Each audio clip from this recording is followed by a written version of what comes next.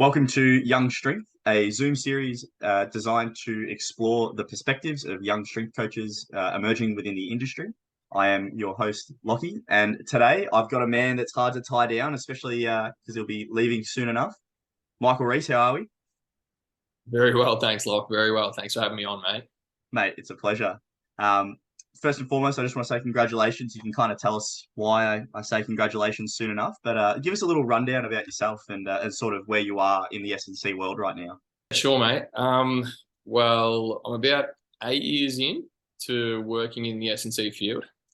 Studied undergrad at Deakin over in Geelong in Warm Ponds, then did honours the year after that and just finished up Masters of Strength and Conditioning at Deakin University.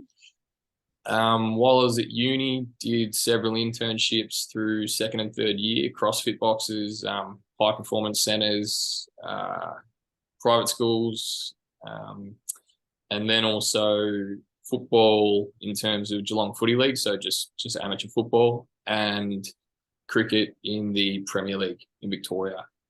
So did a fair bit of work through there and that region, and then did a little bit of work at Keyser as well, actually, for 5 or 6 years.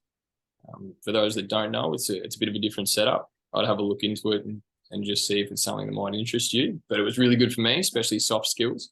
Also worked at the Western Jets Footy Club in the TAC Cup and the NAB League. That was good, mate. Then COVID struck. I did a little bit of work at North Melbourne as an intern there. Then COVID struck and I decided that I'd leg it overseas. And I managed to land at UCLA, which was phenomenal.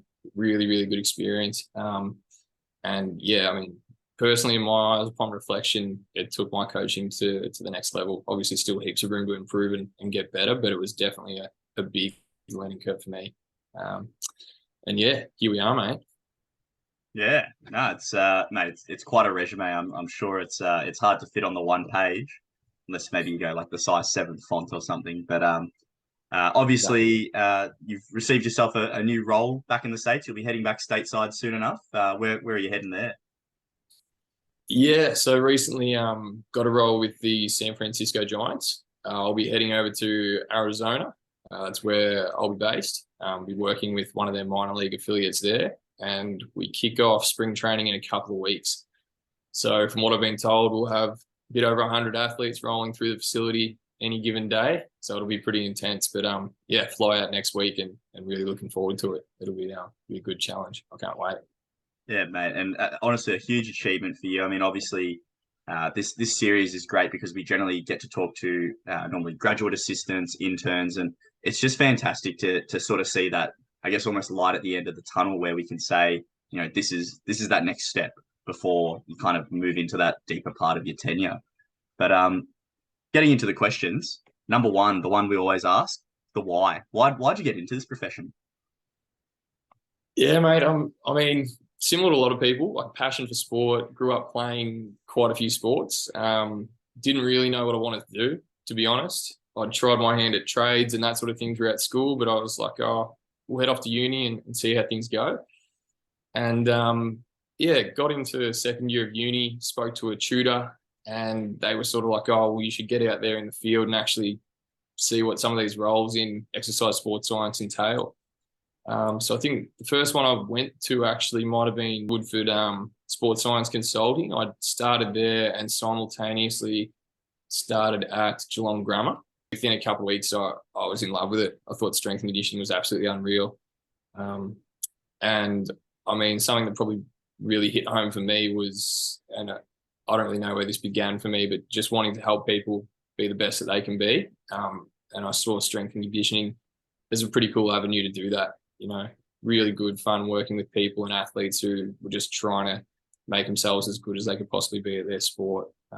So that sort of grabbed me pretty hard. And then from there, it just built and built and built.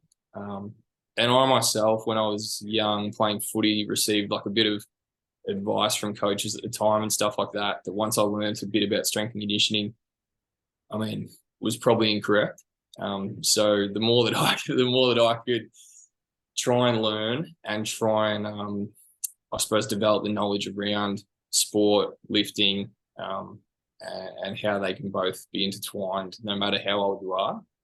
was a pretty key driver for me, which now you can see everyone's doing it. You've got guys like Athletes Authority, you've got guys like Woodford. They're training kids from a young age, and they're starting to really shift, I suppose, people's views on lifting and strength and conditioning in youth sport.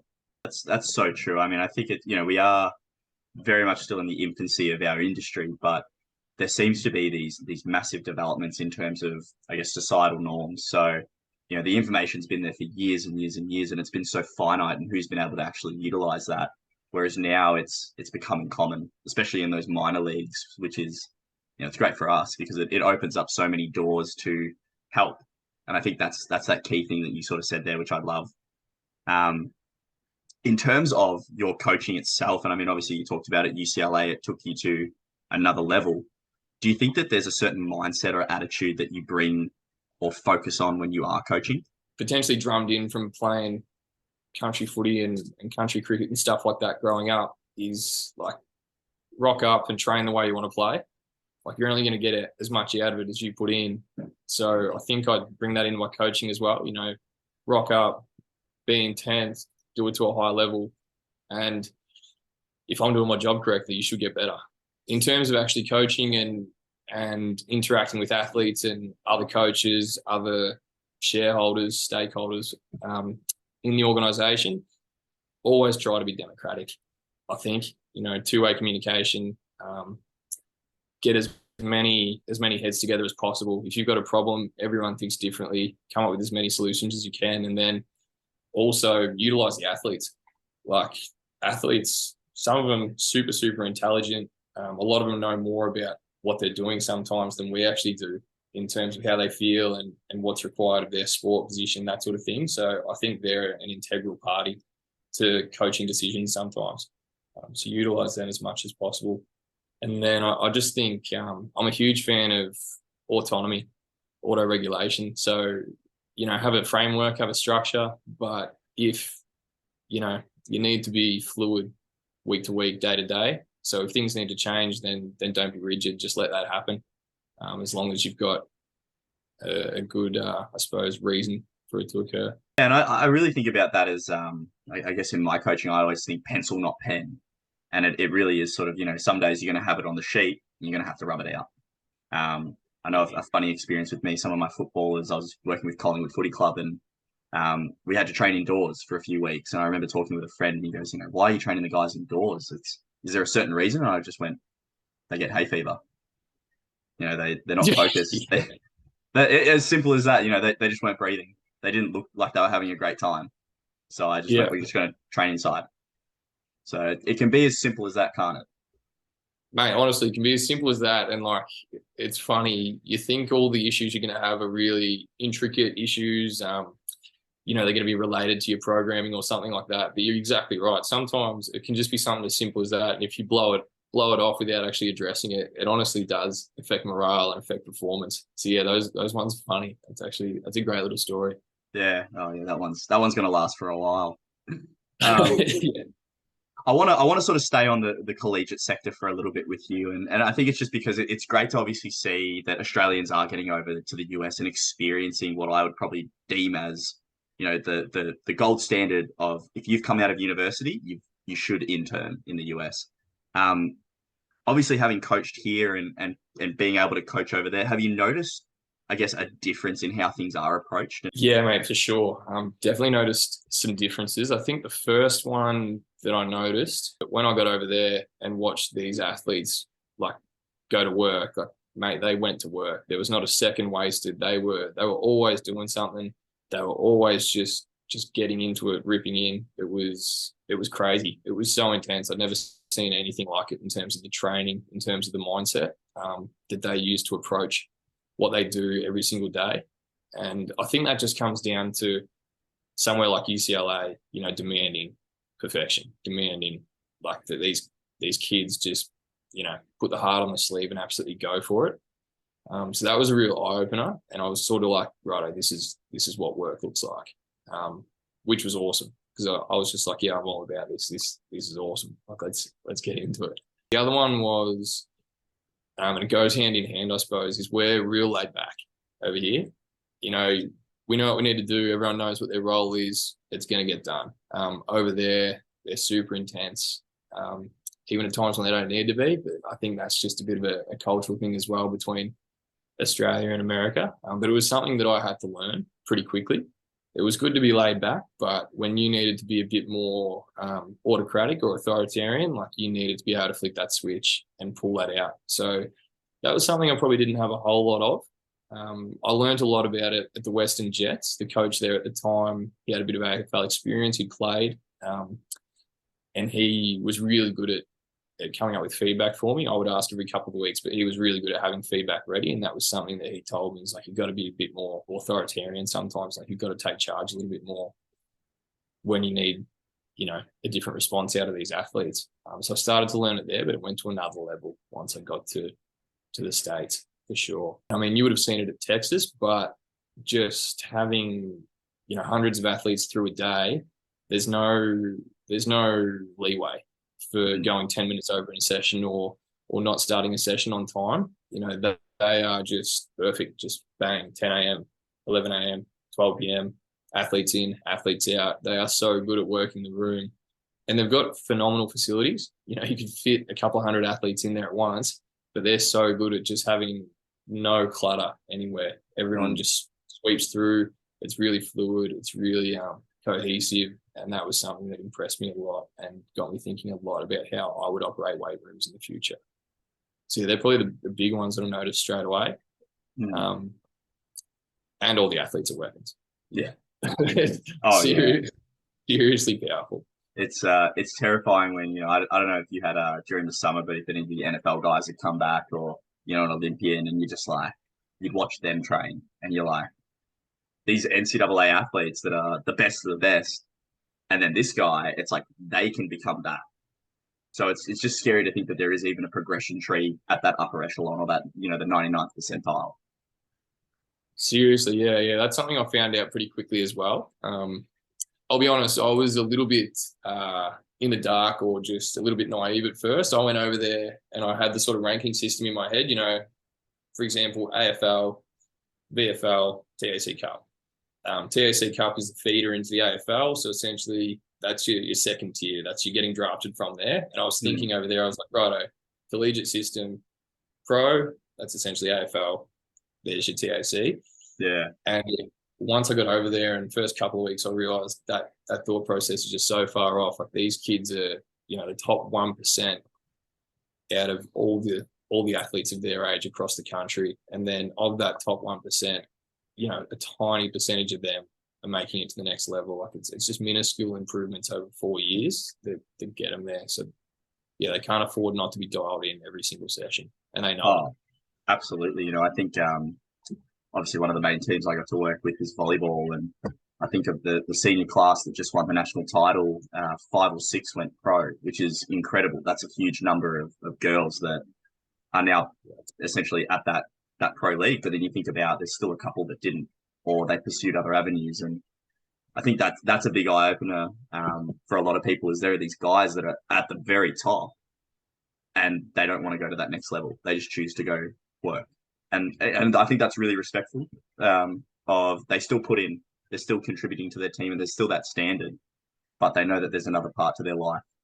That's actually a great point. I just assumed that all of them would want to go pro, when they're already at that level. So that's actually a great point, because I got to know, obviously, I tried to get to know all my athletes as well. And it shook me, or it rocked me a couple of times when a couple of them told me that.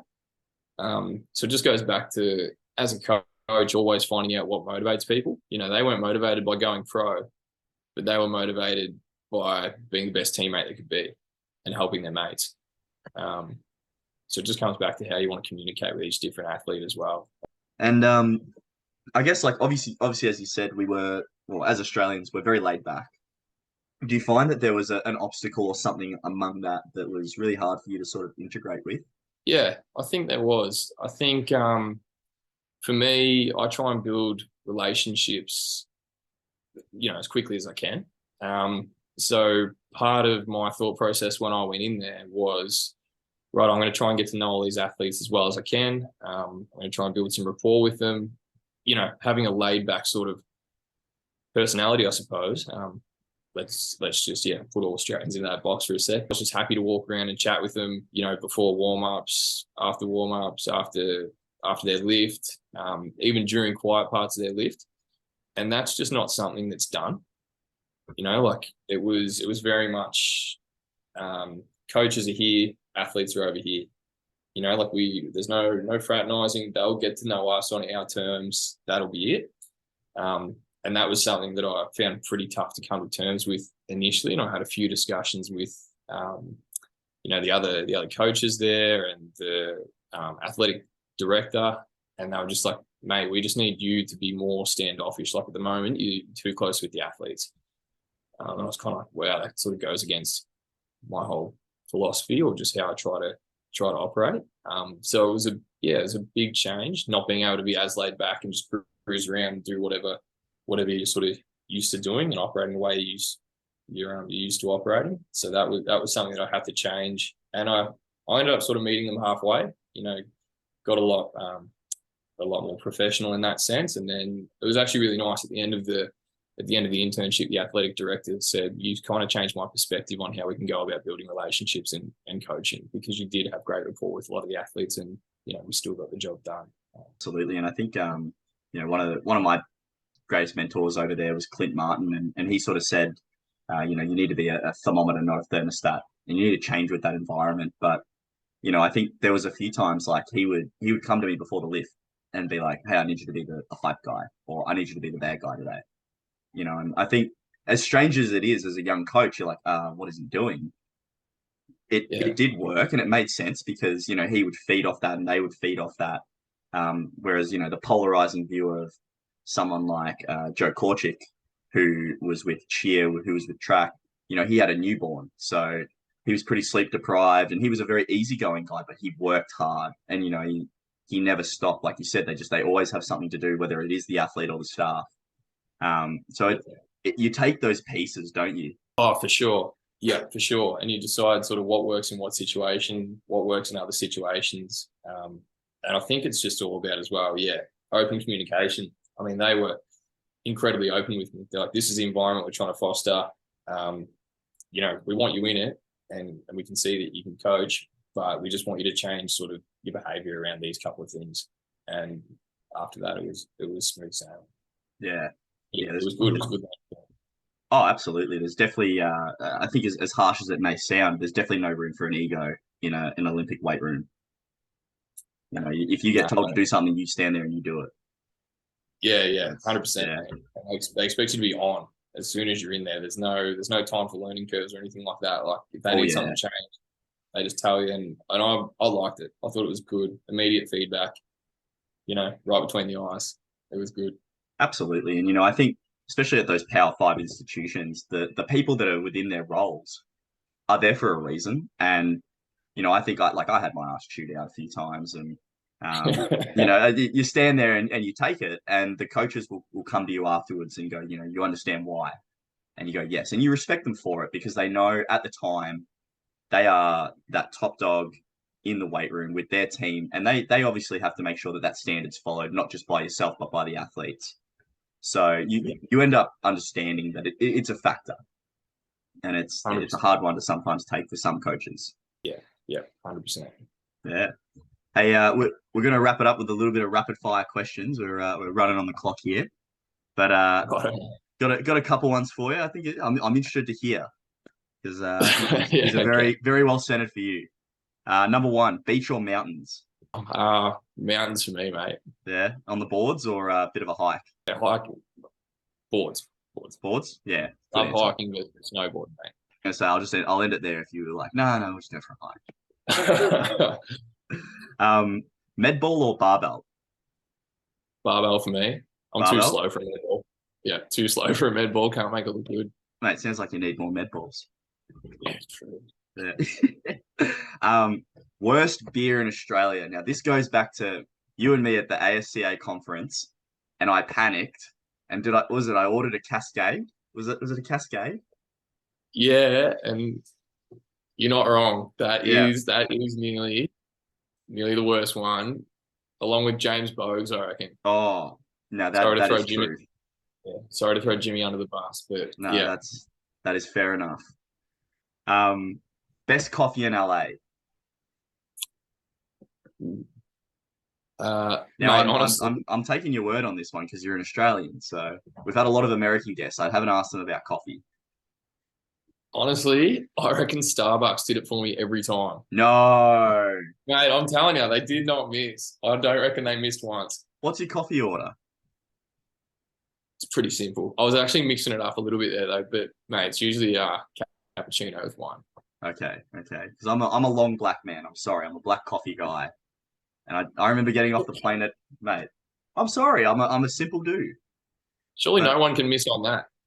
mate, I got off the plane at LAX and I ordered my espresso and I took the first sip and went, well, this is it. That was the point I knew I was in for a long time in America. But we got through that. Starbucks, mate, that's where you got to be. Starbucks. It was Starbucks. That's the thing. Oh, Yeah. You know what? Maybe it's just LAX. maybe. Maybe. Maybe. Hey, Michael, firstly, thank you so much for coming on, taking the time. I know obviously you're kind of getting things ready to head back over. So we do appreciate you obviously taking the time to come on the show. And, it's great to obviously share that perspective of an Aussie that has worked in America and a little bit more of a wider spread. So, I wish we could obviously do a 2 or 3 part series of this, but we'll wrap it up there. So, mate, thank you again for coming on. Nah, easy lock, my pleasure. Thanks for having me on, Ledge. It's been good to talk shop. Anytime, I might even see you back over there. Mate, that would be great. Yeah, let me know if you make it back over. Mate, fingers crossed. All right, mate, perfect. Beautiful, mate. Look after yourself.